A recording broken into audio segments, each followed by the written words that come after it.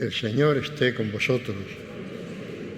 Lectura del Santo Evangelio, según San Lucas. En aquel tiempo Jesús dijo esta parábola a algunos que se confiaban en sí mismos por considerarse justos y despreciaban a los demás. 2 hombres subieron al templo a orar. Uno era fariseo, el otro publicano.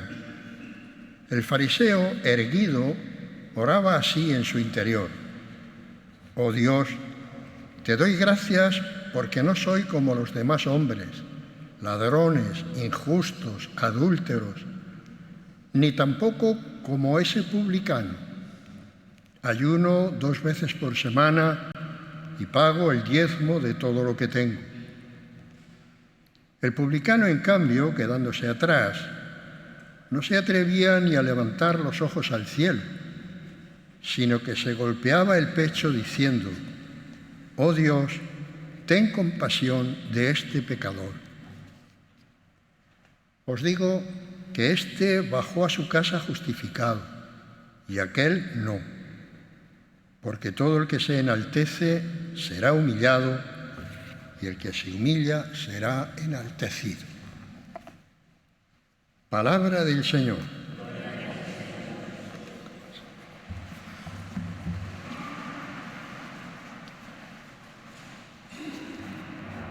Otra vez San Lucas nos explica la razón por la que Jesús utiliza esta parábola.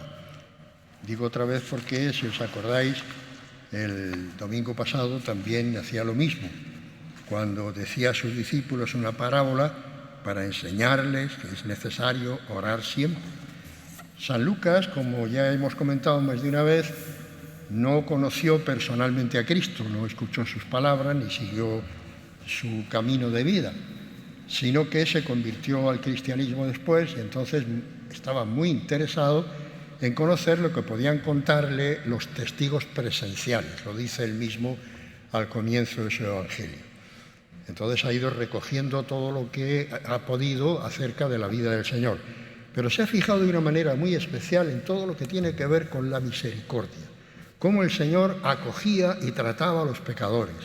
Él, que viene desde el mundo pagano, donde se despreciaba a los demás, siente que en el cristianismo hay algo especial, hay algo distinto, y es que el Señor no despreciaba a nadie, sino que acogía a todos y de modo muy especial a los más débiles, a los más pequeños.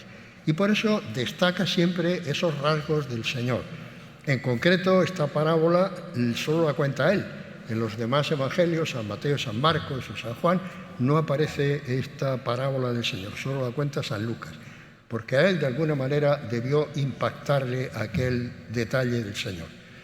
Entonces cuenta el Señor esa parábola para los que se consideran los predilectos de Dios. Y sitúa 2 personajes que además son muy conocidos en todo el Evangelio, aparecen muchas veces. El personaje del fariseo, recordáis cómo el Señor se las tuvo muchas veces con los fariseos, los doctores de la ley, los maestros, los sumos sacerdotes. El fariseo era un personaje importante en la fe de Israel y no tiene un concepto peyorativo, al contrario, el fariseo era una persona que se interesaba profundamente por la ley, pero llegó a la conclusión de que lo que te va a salvar, lo que te va a dar la plenitud de la vida es el cumplimiento de la ley. Dios ha establecido unas normas que hay que observar y a partir de esas normas de Dios, la comunidad judía ha ido deduciendo comportamientos, estilos de vida, entonces el cumplimiento de todo eso es lo que te lleva a la plenitud. Entonces por eso chocaron con el planteamiento de Jesús, porque el planteamiento de Jesús va por todo lo contrario. Lo que realmente importa no es el cumplimiento de la ley, sino que es la conversión del corazón, el que tú te abras a la acción de Dios en ti. Y ahí aparece el publicano. El publicano, como sabéis, es un personaje despreciado por el mundo judío. El publicano es el que cobraba los impuestos del Imperio Romano, pero el Imperio Romano no cobraba directamente los impuestos, hacía una especie de contrato con algún personaje que le pagaba al procurador romano una cantidad y luego ya él se encargaba de írsela cobrando a la gente. pero tampoco ese que prestaba el dinero se lo cobraba directamente, sino que contrataba a otros. Y esos otros también buscaban enriquecerse. El resultado final es que lo que había empezado siendo 1 en el Imperio Romano terminaba siendo 10 cuando había que cobrar. Claro, eso hacía que la gente tuviera un especial rechazo, un odio especial a los publicanos. Bueno, pues entonces el Señor Jesús descaradamente coloca a un publicano, a un pecador, a un rechazado, frente al bueno, el fariseo. Y resulta que al final el que sale justificado del templo es el publicano. Al que Dios acoge es al publicano y no al fariseo. Te quedas parado diciendo, bueno, ¿qué está pasando aquí? ¿Qué es lo que ha ocurrido en el planteamiento que hace Jesús? Cuando lo vas viendo poco a poco, te vas dando cuenta de que lo que el Señor nos pide no es el cumplimiento de una ley, sino que es la transformación del corazón. Y entonces empieza a ponerte al Dios que te ama, al Dios que te perdona, al Dios que te acoge una y otra vez. Lo que te salva no son tus méritos, dice el Señor. La vida en plenitud no es un premio a tu buen comportamiento. La vida en plenitud es un regalo que te hace Dios, siempre que tú aceptes esa acción de Dios en tu vida. El regalo, el reino de los cielos, el regalo de Dios es gratuito. Dios te lo da gratis. Pero claro, cuando llegamos a este punto, bueno, entonces, si Dios me da las cosas gratis, me da el reino de los cielos gratis, yo no tengo nada que hacer. Me puedo dedicar a dejar pasar la vida o hacer lo que me dé la gana a mí, porque al final no son mis méritos lo que me va a salvar es la gracia de Dios. Pues vale, lo dejo en la mano de Dios y ya me salvará Él. Amigo, pero resulta que el Señor Jesús no lo plantea así. El Señor Jesús te dice, cambia tu corazón y empieza a mirar las cosas de otra manera. ¿De qué manera? Como las ve Dios. Y a partir de ahí empezarás a vivir tú y a hacer que el mundo viva de otro modo. Maestro, ¿cuántas veces tengo que perdonar a mi hermano si me ofende? Le preguntaron un día los apóstoles a Jesús.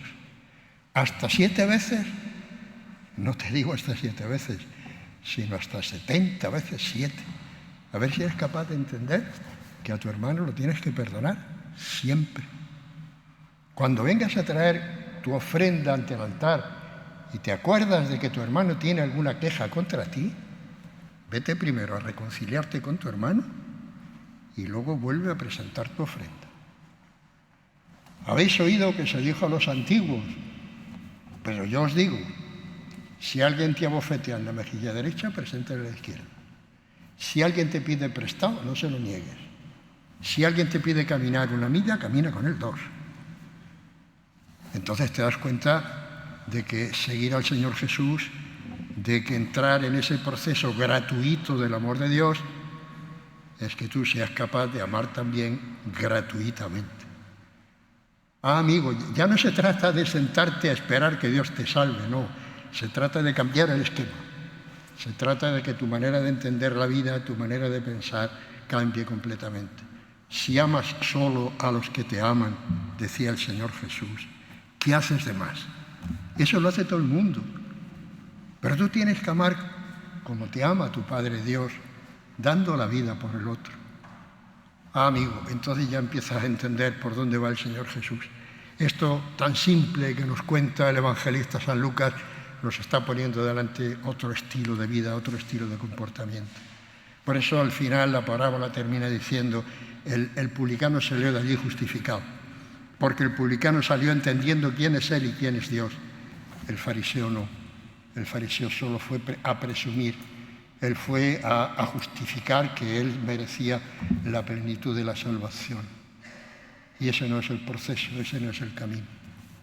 Lo habéis oído en la primera lectura, cómo el Señor escucha a los pequeños, cómo el Señor escucha a los débiles. Quien sirve de buena gana es bien aceptado y su plegaria sube hasta las nubes. La oración del humilde atraviesa las nubes y no se detiene hasta que alcanza su destino. ¿Veis? Ya no se trata de arrancarle a Dios el premio que nos merecemos por nuestras buenas obras. Se trata de descubrir el amor que Dios me tiene y que precisamente porque me ama me pide que yo viva ese mismo amor que Él me tiene y lo transmita y lo comparta con los demás. Este es el esquema de Jesús. Lógicamente, como tantas veces hemos comentado, no está fácilmente a nuestro alcance, necesitamos de la fuerza del Señor.